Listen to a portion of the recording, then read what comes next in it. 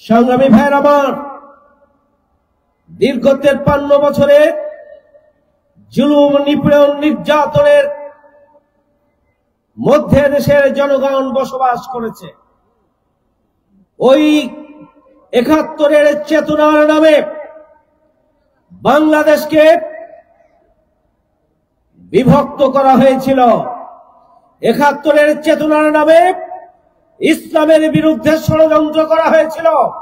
৭১-এর চেতনার নামে জামাত ইসলামীকে নিষিদ্ধ করা হয়েছিল। ৭১-এর চেতনার নামে রাজনৈতিক দল, ইসলামী রাজনৈতিক দল নিষিদ্ধ করা হয়েছিল। ৭১-এর চেতনার নামে বাকশাল গঠন করে সব রাজনৈতিক দলগুলোকে নিষিদ্ধ করা হয়েছিল। ৭১-এর চেতনার নামে ২-৩টি মিডিয়া পত্রিকা, দলীয় পত্রিকা রেখে সমস্ত পত্রিকাগুলোকে বন্ধ করে দেওয়া হয়েছিল। ওই ৭১-এর চেতনার নামে বাংলাদেশের ইসলাম প্রিয় জনগণকে বাংলাদেশ থেকে নিশ্চিহ্ন করার জন্য ষড়যন্ত্র করা হয়েছিল। ৭১-এর চেতনার নামে বিচার ব্যবস্থাকে দলীয়করণ করা হয়েছিল। আইন শৃঙ্খলা বাহিনীকে দলীয় বাহিনীতে পরিণত করা হয়েছিল। ৭১-এর চেতনার নামে ব্যাংক লুট করা হয়েছিল। বাংলাদেশের অর্থ ব্যবস্থাকে নিঃশেষ করে দেওয়া হয়েছিল। ৭১-এর চেতনার নামে সিরাজ শিকদারকে হত্যা করা হয়েছিল।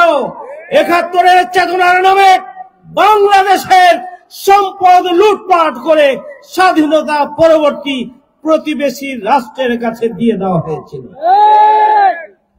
সংগ্রামী ভাইয়ের আমার, ৭১-এর চেতনার নামে এদেশের আইন শৃঙ্খলা বাহিনীকে জনগণের বিরুদ্ধে লাগিয়ে দিয়ে জনগণের জীবনকে অতিষ্ঠ করে দেওয়া হয়েছিল। গুম, খুন, জুলুম, নির্যাতন, নিষ্পেষণের হাতিয়ারে পরিণত করা হয়েছিল আইন শৃঙ্খলা বাহিনীকে।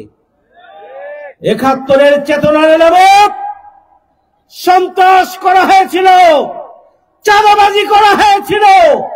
৭১-এর চেতনার নামে টেন্ডারবাজি, ছিনতাই করে বাংলাদেশকে প্রতিবেশী রাষ্ট্রের হাতে বিক্রি করে দেওয়া হয়েছিল। ৫৩ বছরে ক্ষমতার হাত বদল হয়েছে। সর্বশেষ ১৭.৫ বছরে আওয়ামী লীগের ষড়যন্ত্রের মধ্যেই বাংলাদেশ ছিল।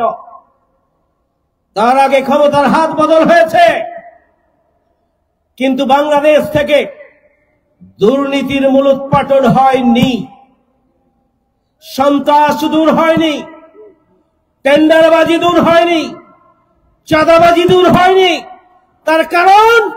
তার কারণ হচ্ছে যারাই ক্ষমতায় এসেছে তারাই স্বার্থের বাইরে দেশ এবং জনগণের স্বার্থকে সামনে রেখে দেশের উন্নয়নের জন্য, জনগণের উন্নয়নের জন্য, দেশকে উন্নত রাষ্ট্রে পরিণত করার জন্য তারা পদক্ষেপ গ্রহণ করেন নাই।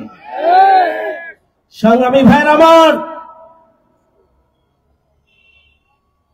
যে চেতনা ৭১-এর, সেই চেতনার নামে বাংলাদেশে আওয়ামী লীগ যা করেছে এটি ৭১-এর চেতনা হতে পারে না। আজকে আওয়ামী লীগ বিতাড়িত হয়েছে ওই ৭১-এর চেতনাকে বিক্রি করার কারণে।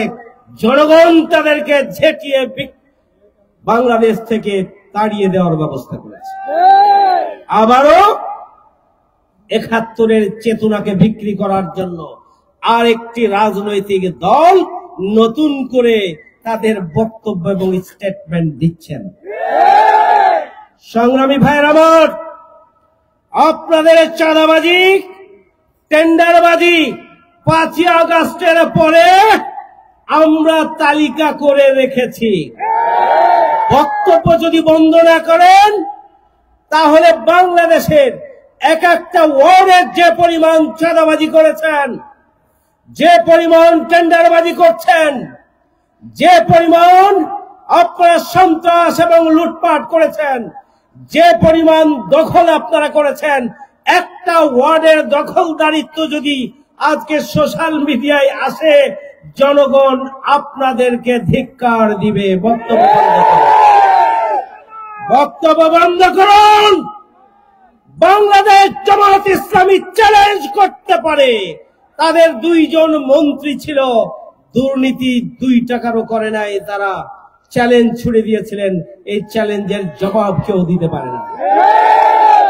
ইসলামী ছাত্র শিবির রগ কাটানো দূরের কথা, ইসলামী ছাত্র শিবির কারো উপরে আগে হামলা করেছে এমন কোন ঘটনা যদি কেউ দেখাতে পারে, তাহলে মাওলানা মতিউর রহমান নিজামী চ্যালেঞ্জ করে সংসদে বলেছিলেন, যদি এই ধরনের কোন উদাহরণ কেউ পেশ করতে পারে তাহলে আমি শুধুমাত্র সংসদ থেকে পদত্যাগ করব তা নয়, রাজনীতি ছেড়ে দিয়ে জনগণের কাতারে চলে যাব।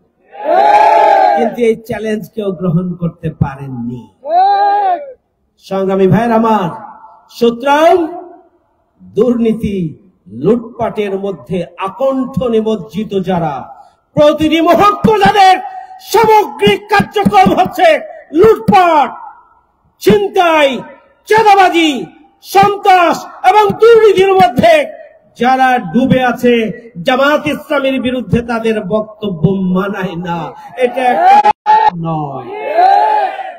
আপনাদের অনুরোধ করব, আপনারা যে বক্তব্যগুলো দেন, এরপরে দেশ এবং জাতির ইয়াং জেনারেশন আপনাদের সোশ্যাল মিডিয়ায় কিভাবে সমাদর করেন, সেগুলো আপনারা একটু কমেন্টসে গিয়ে দেখেন। দেখেন, তাহলেই আপনাদের বক্তব্য বিবৃতি বন্ধ হয়ে যাবে। সংগ্রামী ভাইয়ের আমার, আমাদের ছাত্র শক্ত দিয়ে বৈষম্য মুক্ত বাংলাদেশ গড়তে চেয়েছিল। তাদের স্লোগান ছিল, উই ওয়ান্ট জাস্টিস, ন্যায় বিচার চাই। ন্যায় বিচারে বাংলাদেশ, বৈষম্য মুক্ত বাংলাদেশ আমাদের বর্তমান প্রজন্মের স্বপ্ন। সেই স্বপ্ন বাস্তবায়নে যারা চাঁদাবাজ, যারা দুর্নীতিবাজ, যারা সন্ত্রাসী, যারা টেন্ডারবাজি করেন, তাদের আগামী দিনে খাওয়া নাই। এটা উপলব্ধি করেই আপনাদের মাথা এখন ঠিক নাই। দীর্ঘ 17.5 বছরে সবচাইতে বেশি মজলুম যে দলের নাম, তার নাম হচ্ছে বাংলাদেশ জামায়াত ইসলামী।